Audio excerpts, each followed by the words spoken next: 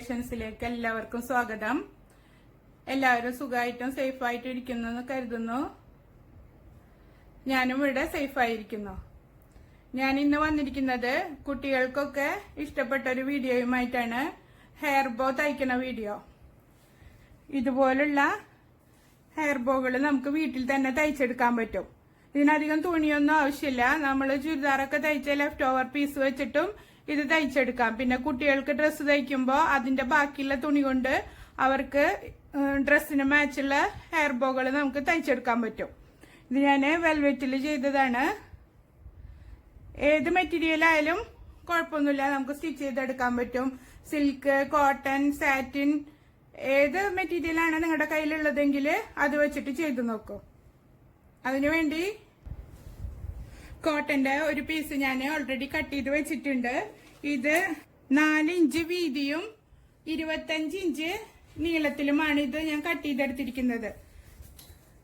20 മുതൽ 30ന്റെ ഉള്ളിൽ എത്ര നീളം വേണമെങ്കിലും നിങ്ങൾക്ക് എടുക്കാം.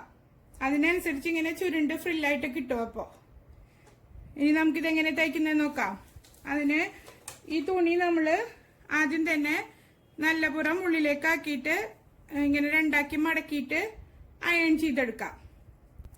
രണ്ടാക്കി മടക്കി വെച്ചിട്ട് ആദ്യം തന്നെ അയൺ ചെയ്തെടുത്താല് തയ്ച്ചെടുക്കാൻ നല്ല ഈസി ആയിരിക്കും. രണ്ടാക്കി മടക്കിയിട്ട് ഞാൻ അയൺ ചെയ്തെടുത്തിട്ടുണ്ട്.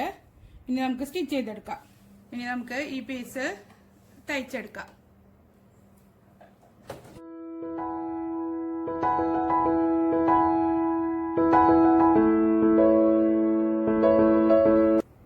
ഞാൻ സ്റ്റിച്ച് ചെയ്തെടുത്തിട്ടുണ്ട്. ഇനി ഇതിന്റെ എൻഡിലൊരു സേഫ്റ്റി പിന്ന് കുത്തിക്കൊടുത്തിട്ട് ഇത് നമുക്ക് അകമ്പുറം മറിച്ചെടുക്കാം.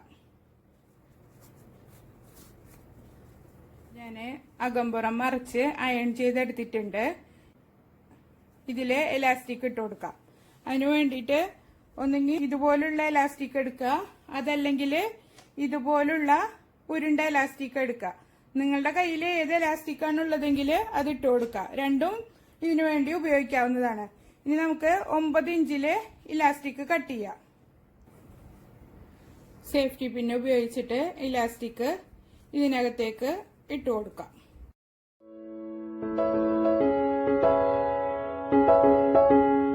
ഈ എൻഡ് ഭാഗം നമ്മുടെ കയ്യില് ഉണ്ടാവണം.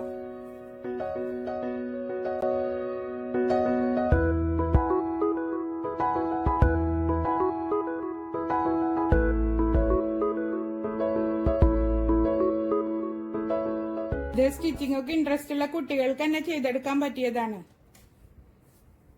ഇനി ഇത് നമുക്ക് ഒരു കെട്ടിട്ട് കൊടുക്കാം. നല്ല മുറുക്കി കെട്ടിട്ട് കൊടുക്കണം.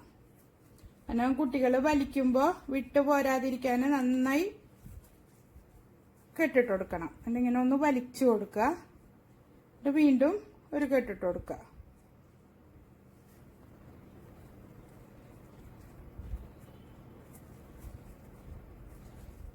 ഇനി ഇതിനുള്ളിലേക്ക് വെച്ചിട്ട് കരഭാഗമാണ് ഇതിന്റെ എൻഡ് ഭാഗത്ത് വന്നിട്ടുള്ളത്. അതുകൊണ്ട് മടക്കി കൊടുക്കണ്ട. അതല്ല ഇതുപോലെ തന്നെ ഉള്ള ഭാഗമാണ്, നൂലൊക്കെ പൊന്തി പോരുന്ന ടൈപ്പ് ഭാഗമാണ് പുറത്തേക്കായിട്ടുള്ളതെങ്കിൽ ഒന്ന് മടക്കി വെച്ചിട്ട് വേണം തയ്ച്ചെടുക്കാൻ.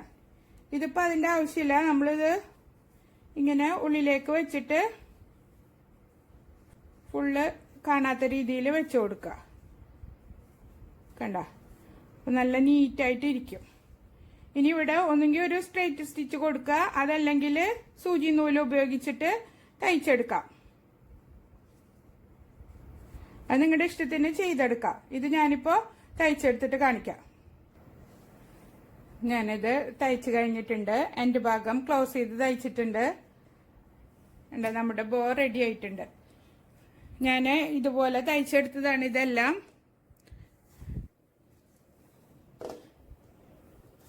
ഇത് വലിയ സൈസിൽ തയ്ച്ചെടുത്തതാണ്. ഇത് നമ്മള് ഫുള്ള് വലിയവർക്ക് വേണ്ടിയിട്ട് ഫുള്ള് മുടി കെട്ടിക്കഴിഞ്ഞാല് ബോ ഇങ്ങനെ ഫുള്ളായിട്ട് ഇട്ട് കൊടുക്കില്ല, അങ്ങനെ അതിന് വേണ്ടി തയ്ച്ചെടുത്തതാണ് ഇത്. ഇതിന്റെ എൻഡ് ഭാഗത്ത് ബീഡ്സ് ലേസ് വെച്ച് തയ്ച്ചെടുത്തിട്ടുണ്ട്. ഇത് സെന്ററില് ലേസ് വെച്ച് തയ്ച്ചെടുത്തതാണ്. ഇത് നമ്മൾ അയൺ ചെയ്തിട്ട് ആ സെന്റർ ഭാഗത്ത് ലേസ് വെച്ച് തയ്ച്ചതിന് ശേഷം കൂട്ടിയടിച്ച് എലാസ്റ്റിക് ഇട്ട് കൊടുക്കുക. നമ്മുടെ ഇഷ്ടത്തിനനുസരിച്ചിട്ട് നമുക്ക് ചെയ്തെടുക്കാവുന്നതാണ്. ഇഷ്ടമാവുകയാണെങ്കിൽ എല്ലാവരും ട്രൈ ചെയ്ത് നോക്കണം. നമ്മളിങ്ങനത്തെ ഒക്കെ തയ്ച്ചു കൊടുക്കുമ്പോൾ മക്കൾക്കൊക്കെ ഒരുപാട് ഇഷ്ടാവുമല്ലോ. ഞാനിത് എന്റെ മോൾക്ക് സ്ഥിരമായിട്ട് ചെയ്തു കൊടുക്കാറുണ്ട്. ഇപ്പൊ റെഡ് കളറിലൊക്കെ തയ്ക്കുകയാണെങ്കിൽ യൂണിഫോമിനും ഉപയോഗിക്കാലോ. ഇങ്ങനെയുള്ള യൂസ്ഫുൾ വീഡിയോകൾ നിങ്ങൾക്ക് ഇഷ്ടമാവുകയാണെങ്കിൽ എന്റെ ചാനൽ സബ്സ്ക്രൈബ് ചെയ്യാനും ലൈക്ക് ചെയ്യാനും ഷെയർ ചെയ്യാനും മറക്കരുത്. ഇതുപോലെ അടുത്തൊരു യൂസ്ഫുൾ വീഡിയോയുമായി വീണ്ടും കാണാം. Take care. ബൈ.